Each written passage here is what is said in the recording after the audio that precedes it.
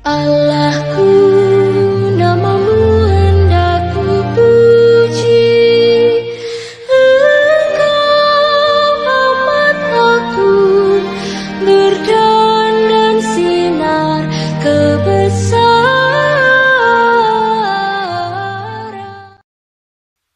Ester pasal 2.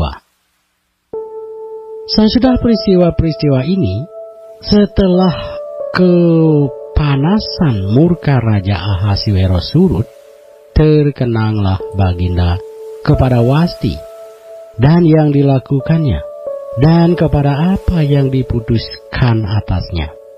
Maka sembah para biduanda raja yang bertugas pada Baginda. Hendaklah orang mencari bagi raja gadis-gadis, yaitu anak-anak dara yang elok rupanya. Hendaklah raja menempatkan kuasa-kuasa di segenap daerah kerajaannya, supaya mereka mengumpulkan semua gadis, anak-anak dara yang elok rupanya, di dalam benteng Susan, di balai perempuan, di bawah pengawasan Hegai, sida-sida raja, penjaga para perempuan. Hendaklah diberikan wangi-wangian kepada mereka. Dan gadis yang terbaik pada pemandangan raja, baiklah dia menjadi ratu ganti Wasti. Hal itu dipandang baik oleh raja, dan dilakukanlah demikian. Pada waktu itu, ada di dalam benteng Susan seorang Yahudi yang bernama Mordekai bin Yair bin Simei bin Kisi, seorang Benyamin, yang diangkut dari Yerusalem sebagai salah seorang buangan yang turut dengan Yekonya, Raja Yehuda, ketika ia diangkut ke dalam pembuangan oleh Raja Nabukadnezar, Raja Babel. Mordekai itu pengasuh Hadasa, yakni Ester, anak saudara ayahnya, sebab anak itu tidak beribu bapa lagi. Gadis itu elok perawakannya dan cantik parasnya. Ketika ibu bapanya mati, ia diangkat sebagai anak oleh Mordekai. Setelah titah dan undang-undang raja tersiar, dan banyak gadis dikumpulkan di dalam benteng Susan di bawah pengawasan Hegai, maka Ester pun dibawa masuk ke dalam istana raja di bawah pengawasan Hegai, penjaga para perempuan. Maka gadis itu sangat baik pada pemandangannya dan menimbulkan kasih sayangnya, sehingga Hegai segera memberikan wangi-wangian dan pelabur kepadanya, dan juga 7 orang dayang-dayang yang terpilih dari isi istana raja, kemudian memindahkan dia dengan dayang-dayangnya ke bagian yang terbaik di dalam balai perempuan. Ester tidak memberitahukan kebangsaan dan asal-usulnya, karena dilarang oleh Mordekai. Tiap-tiap hari berjalan-jalanlah Mordekai di depan pelataran balai perempuan itu untuk mengetahui bagaimana keadaan Ester dan apa yang akan berlaku atasnya. Tiap-tiap kali seorang gadis mendapat giliran untuk masuk menghadap Raja Ahasiweros, dan sebelumnya ia dirawat menurut peraturan bagi para perempuan selama 12 bulan, sebab seluruh waktu itu digunakan untuk pemakaian wangi-wangian, 6 bulan untuk memakai minyak mur, dan 6 bulan lagi untuk memakai minyak kasai serta lain-lain wangi-wangian perempuan.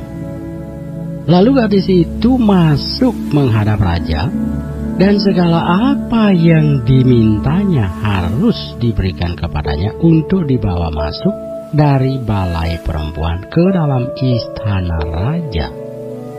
Pada waktu petang ia masuk, dan pada waktu pagi ia kembali, tetapi sekali ini ke dalam balai perempuan yang kedua, di bawah pengawasan Saagas, sida-sida raja, penjaga para gundik, ia tidak diperkenankan masuk lagi menghadap raja kecuali jikalau raja berkenan kepadanya, dan ia dipanggil dengan disebutkan namanya. Ketika Ester, anak Abihail, yakni saudara ayah Mordekai yang mengangkat Ester sebagai anak, mendapat giliran untuk masuk menghadap raja, maka ia tidak menghendaki sesuatu apapun selain daripada yang dianjurkan oleh Hegai, sida-sida raja penjaga para perempuan. Maka Ester dapat menimbulkan kasih sayang pada semua orang yang melihat dia. Demikianlah Ester dibawa masuk menghadap Raja Ahasuerus ke dalam istananya pada bulan yang ke-10, yakni bulan Tebet, pada tahun yang ke-7 dalam pemerintahan Baginda. Maka Ester dikasihi oleh Baginda lebih daripada semua perempuan lain, dan ia beroleh sayang dan kasih Baginda lebih daripada semua anak darah lain, sehingga Baginda mengenakan mahkota kerajaan ke atas kepalanya dan mengangkat dia menjadi Ratu Ganti Wasti.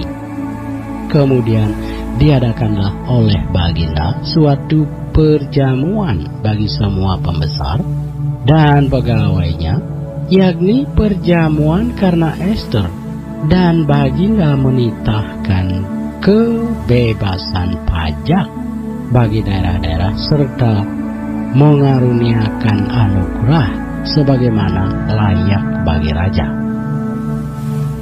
Selama anak-anak darah dikumpulkan untuk kedua kalinya, Mordekai duduk di pintu gerbang istana raja.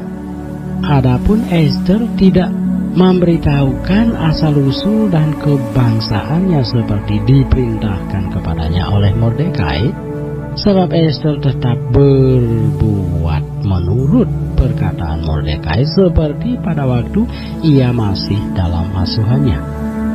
Pada waktu itu, ketika Mordekai duduk di pintu gerbang istana raja, sakit hatilah Bigtan dan Teresai, dua orang sida-sida raja yang termasuk golongan penjaga pintu.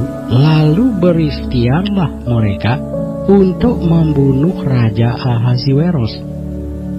Tetapi perkara itu dapat diketahui oleh Mordekai. Lalu diberitahukannya lah kepada Ester, sang ratu, dan Ester mempersembahkannya kepada raja atas nama Mordekai. Perkara itu diperiksa dan ternyata benar. Maka kedua orang itu disulakan pada tiang, dan peristiwa itu dituliskan di dalam kitab sejarah di hadapan raja.